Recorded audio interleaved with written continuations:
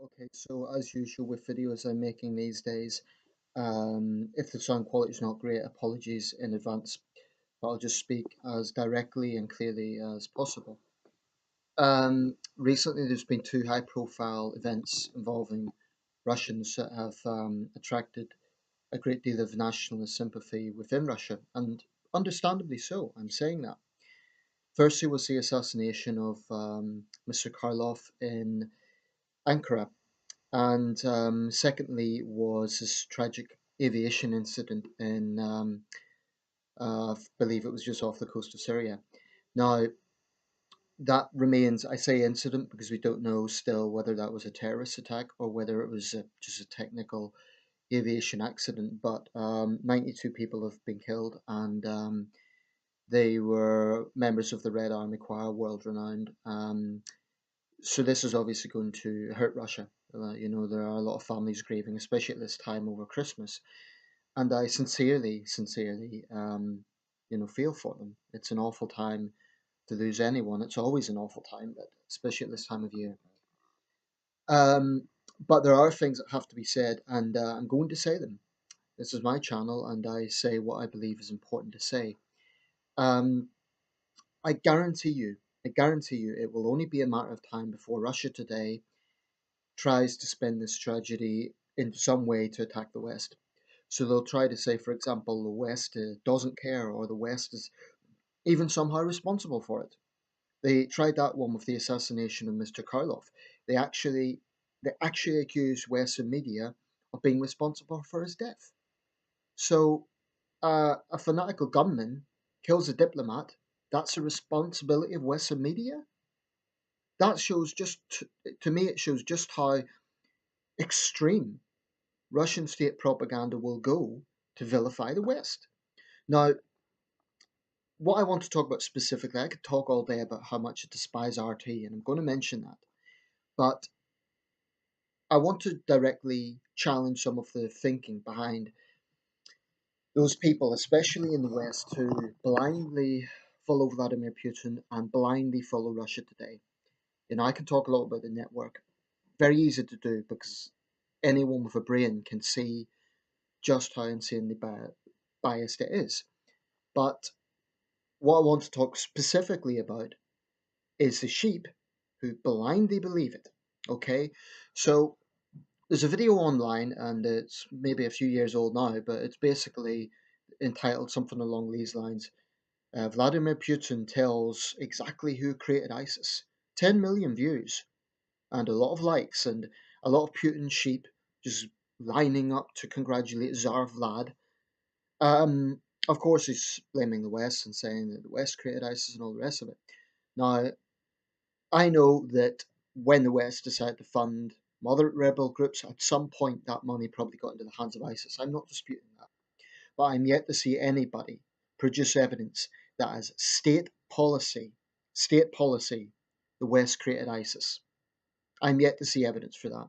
And if I do see evidence, I'll be absolutely vocal in my condemnation of that. I do believe that we're too close to Saudi Arabia. So make no mistake about me, I'm not blinded by this loyalty to Western governments.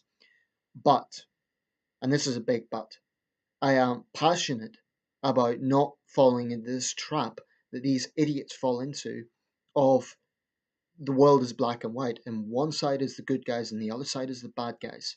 That is stupidity.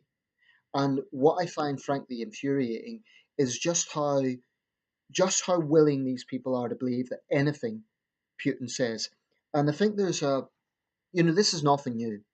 Throughout history, powerful men have had an enigmatic sort of attraction pull. Putin is a very powerful man. He's probably the most powerful man of the last 15 years.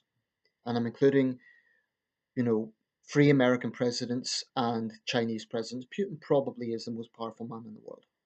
Okay? And with that sort of power, he also, by the way, may have a massive fortune. We don't know. But he's a very, very powerful man. With that comes a certain charisma. Um, Putin isn't particularly funny. He's not particularly good looking, but he's very powerful. He has this enigmatic pull. Um, so people are people. They get drawn to that. But Anyone who blindly believes everything Putin says and blindly believes everything Russian state media says and thinks they're being open minded and thinks they're being a little bit rebellious, they're not. They're just being useful idiots as far as I'm concerned. Look, the fact of the matter is, Russia today is a state run, a state funded mouthpiece, and it is absolutely motivated by its own agenda. You might say, oh, but they're telling the truth about Western countries. Yeah, but do they ever tell the truth about the Russian government? Do they ever show that side? No. Think, people. And, I'm well aware of what happens here. There's the usual sketch.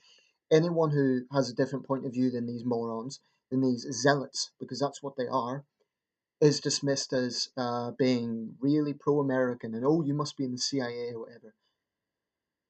I find that utterly absurd. That if you criticize Russia, that by extension makes you some sort of diehard fan of everything America does. The world is not that simple, and that's what these idiots cannot grasp.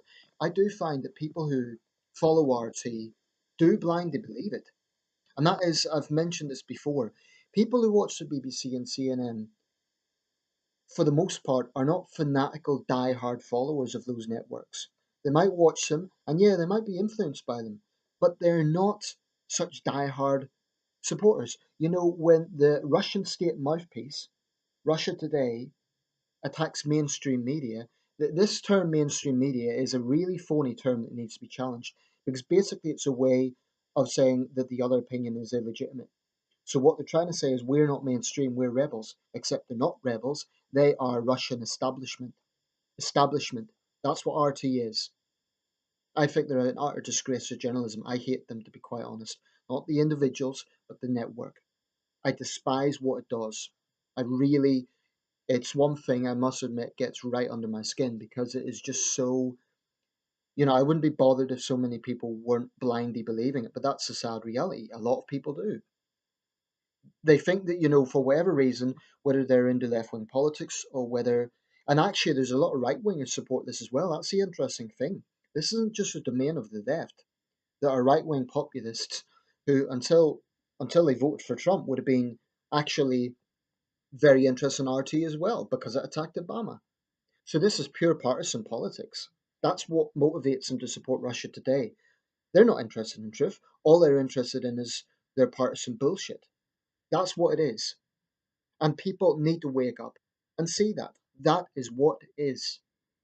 Because what they do is they see Russia today, constantly criticizing Western governments. And, that's another point. These people always say, oh, Western media is always vilifying Russia. Well, okay, Western media maybe hasn't been so positive about Russia over the years. Probably an understatement. But let's have it both ways, okay? Let's look at it both ways. Can you honestly say Russia today has been objective on the West? I don't think so. From its very foundation in, I believe it was '04 or '05, they have not had a single positive thing to say about Western countries. Every damn thing has to be with a edge of a conspiracy. And they will do things like invite cranks, and yes, I'm using that word for this guy because I don't like him and I do not trust him, Alex Jones, um, and invite him on as some sort of mainstream, not mainstream, but they'll invite him on as some sort of whistleblower or something. RT, more than any other network, spins conspiracy theories, but only those that suit their agenda. So they won't spin conspiracy theories about the Russian government. Oh no. They will only ever promote disgruntled ex-CIA people who've been fired for whatever reason, and they're vindictive and they want revenge, and it's just pathetic. And I wouldn't be so bothered if it wasn't for the fact so many people so absolutely fucking blindly, slavishly devoted to this. I don't even care about people criticizing Western media or Western governments. That really isn't the issue for me. It's the double standards that pisses me off. It is the fact that they believe the world is black and white, Western governments are wicked, and Holy Mother Russia comes in and saves the day. Give me a break. And what we're going to see now, unfortunately, is these two tragedies, especially, especially the latter, this aviation incident. I guarantee you, Russia today are going to find a way. They might not directly blame the West, but they will find a way to try and make the West look bad. We don't even know what happened. This could have been a technical issue. But they're going to find a way to demonize the West over it. And that's what sickens me. This is not an objective network. And anyone who thinks it is absolutely deluded and frankly stupid. Because it doesn't take a. You know, I started when RT first came out. I watched it. I found okay, quite interesting. Because when a new network comes out, I'm always interested. I watched it for a while, but I started thinking for myself. And I started saying, yeah, this is biased. And you know, I can look at any network and point out where the bias is. It's not hard because they all are biased. But that universality, you know, I can talk about that. But the difference with Russia today is RT zealots just won't listen to any other point of view. They are fanatical in terms of their single track mind. And that's what I find unfortunate. So, you know, these videos that get viral, that get millions of views, that pertain to be Putin telling the truth. Let's be clear about this. Putin has been funding a murderous dictator directly for 5, 6 years. It is a basic fact that thousands of Syrians are dead because of Russian bombing. Independent studies have shown that more Syrians have died from Russian airstrikes than by ISIS attacks. That is not in any way a pro ISIS comment. ISIS are scum. They're fanatical Islamist scumbags. I get that. But everyone knows that. You know, the problem is because Assad can present himself as a statesman, as a leader, all the rest of it, he comes across as the good guy. But it is not that simple. It's just not. It's just not. So, you know, I don't expect to change any minds from this video, but frankly, I just have to get it off my chest because this really works me up. And I know it shouldn't. I know these things are beyond my control, but at the very least, I make these videos simply to put out another view because RT zealots and Putin fanboys and fangirls. By the way, you get things like saying, "Oh, I wish I was Russian," and so on. Okay, defect. Go to Russia, get citizenship. I'm deadly serious about that. Do what Steven Seagal done. Seagal, as a Putin cheerleader, he went to Russia, became a Russian citizen. Fair play to him. He's standing by his conviction. But I really wish the. And one last point. This is worth mentioning. Russia today has been freely broadcast in the United States for years. That's a fact because they have RT America. Now, the American state funded network, I believe it's Voice of America, is not broadcast in Russia. Think about that for a second. It's prohibited from being broadcast in Russia. So tell me, which side has more press freedom? Think about that. Really, really think about it. Because that is extremely significant.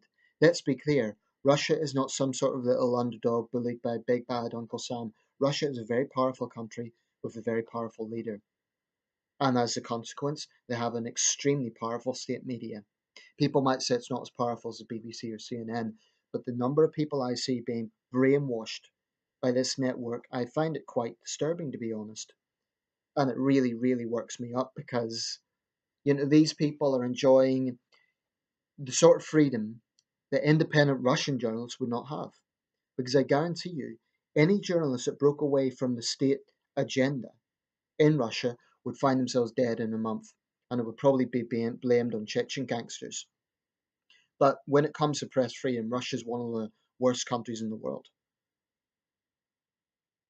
So yeah, that's it. Rant over. So I meant what I said about the aviation disaster. It's an awful thing to happen, and you know I hope the case is resolved. And it's an awful time for the loved ones of those killed.